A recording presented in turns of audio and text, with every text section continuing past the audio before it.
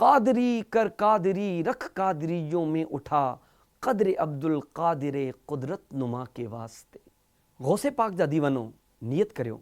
त अज खां पोइ को गुनाह न कंदासीं, इंशा अल्लाह अज़्ज़ वजल नमाज़ूं कज़ा न कंदासीं, इंशा अल्लाह अज़्ज़ वजल बिना इजाज़त शरई जमात भी न छॾींदासीं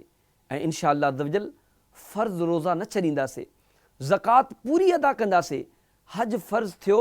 त इंशा अल्लाह अज़्ज़ वजल ज़रूरु अदा कंदासीं, कूड़ न ॻाल्हाईंदासीं, ॾाढ़ी न कूड़ाईंदासीं ऐं हिकु मुठीअ खां न घटाईंदासीं, फिल्मूं ड्रामा गाना बाजा न ॿुधंदासीं, बेपर्दा औरतनि खे न ॾिसंदासीं, व्याज न खाईंदासीं, रिश्वत जी ॾे वठि न कंदासीं, शराब जे वेझो न वेंदासीं,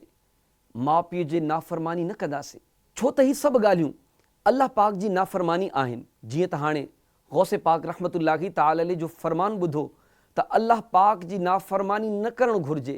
ऐं आशिक़ानी गौसे आज़म जॾहिं अल्लाह पाक जी रहमत सां गुनाहनि खां बचंदासीं, ख़ूब नेकियूं कंदासीं, नेक आमाल जो रिसालो भरींदासीं, मदनी काफ़िलनि में सफ़र कंदासीं, आशिक़ानी रसूल जी सोबत इख़्तियार कंदासीं, अल्लाह ऐं उन जे रसूल जी रिज़ा हासिल थी वई त गौसे पाक रहमतुल्लाहि ताला अलैहि जे पुठियां पुठियां जन्नत में वेंदासीं।